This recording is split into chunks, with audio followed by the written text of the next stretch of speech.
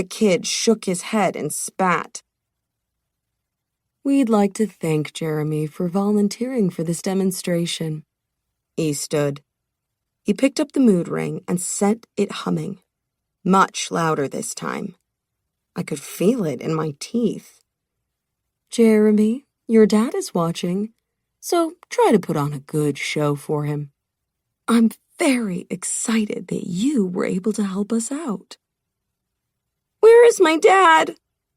Jeremy's voice was a lot higher than I expected. E pointed to the camera. "Your father can see you, Jeremy, but I'm afraid that you can't see him. Now, answer me this. How do you feel, Jeremy? What would you say your emotional state is like currently?" Jeremy attempted to kick the meat holding him with the foot still wearing a cleat. "Let me go! Let go!" He nodded. "Upset. Would you say that's fair?" Jeremy's lip was trembling. He was even younger than I thought he was at first glance. What I had originally taken for a skinny 14 was probably more like a tall 12. He was close enough to me now that I could see the scabs on his knees and the dirt under his fingernails. I was struck at once by how vulnerable this poor kid was, and the fact that I was standing almost directly behind him while we were live broadcasting his kidnapping. The room swam, and I suddenly felt like I was going to barf. "Okay, Jeremy," E was saying, his voice even and soothing, almost hypnotic. "We're going to try something together." He adjusted the settings on the mood ring slightly, and the vibration seemed to rattle around in my sinus cavities. E brought the mood ring close to Jeremy's head, and the kid yelled and struggled against the huge hands around his upper arms. "Now, tell me how you feel." The reverberating hum became a deep pulse. My jaw ached, but something in me relaxed. Where I had been panicking a moment before, I now felt a strange, artificial serenity. Jeremy stopped struggling completely. His eyes had been feverish with panic, but now they glazed over. He rested in the hands of the man holding him, where he had frantically resisted seconds before. A little drool pooled in one corner of his mouth, and he absently wiped it away with the back of his hand. E patted the shoulder of the meat, restraining Jeremy, and the big man slowly let go. The kid made no attempt to move or get away, just shifted his weight, looking around the room with vague curiosity. "Feeling better?" E's voice was encouraging, almost gentle. "Yeah, I am." Jeremy's voice was slow and wondering. His face was relaxed now. He looked almost sleepy.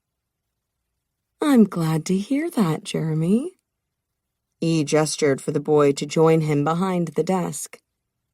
Jeremy ambled over and stood next to E, obediently. E squeezed the kid's shoulder gently. "What do you feel like doing right now, young man?" Jeremy's brow furrowed as he thought. "Well, that depends on what you want me to be doing, mister." E's face split into a grin, showing white, wolfish teeth. "Very good answer, Jeremy. You're a very bright boy. And please, call me E." "Okay, E."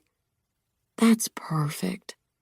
Now, there's a small favor I want you to do for me, Jeremy.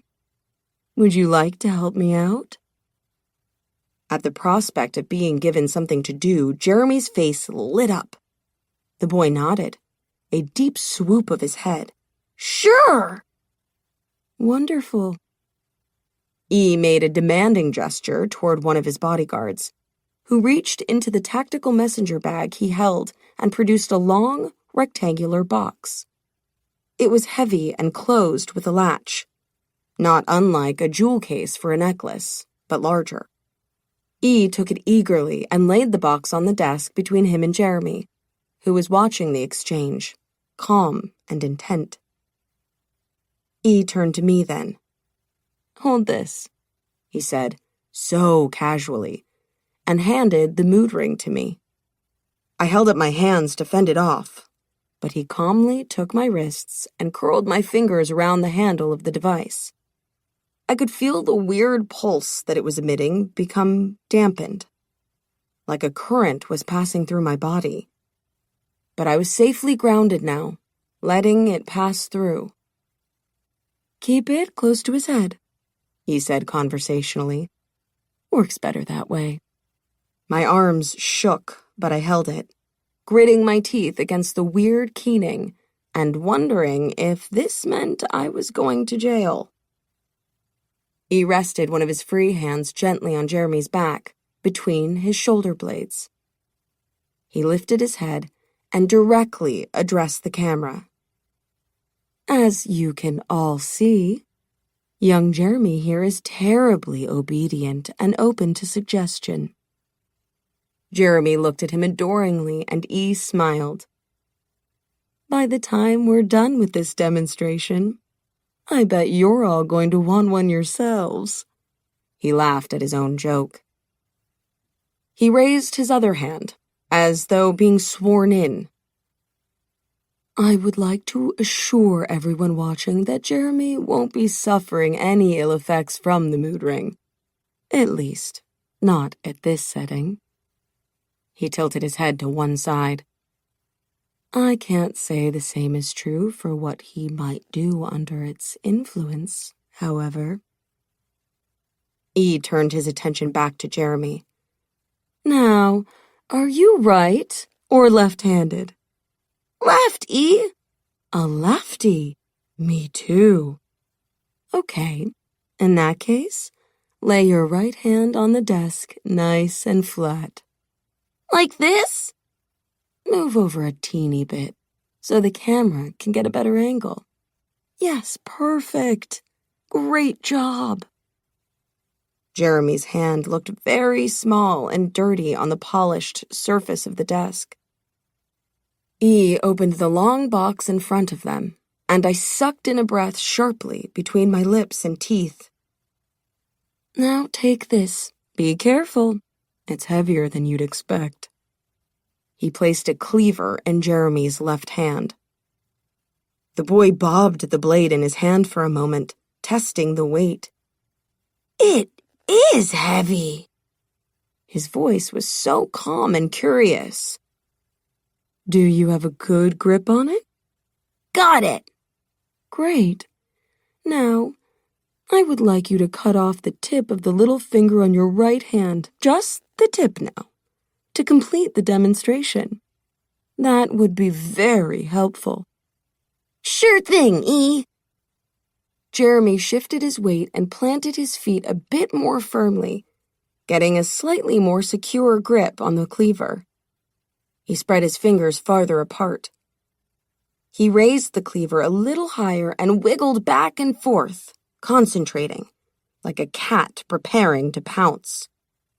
Numbly, I kept the mood ring pointed at his head. Then he paused, lowered the cleaver a fraction, and looked up at E again. I felt a wave of incredible relief. It wasn't going to work. "I'm worried," Jeremy said. "I might not be able to do it right." "What do you mean, kiddo?" E reached back and took my wrist, pulling the mood ring a little closer. His voice was still chipper, but there was a hint of worry in his grip. "I'm worried I might miss." E grinned, relaxing. "Don't worry, Jeremy. You can always try a few times. I won't mind." Relieved, Jeremy nodded and turned his attention back to his hand. He raised the cleaver again. E stared directly into the camera. His eyes shone. I watched a bead of sweat trickle down his temple. If the money arrives promptly, we'll restrict this demonstration to a single digit. Does that sound fair to you, Mr. Mayor? He took out his phone and looked at it. No transfer yet.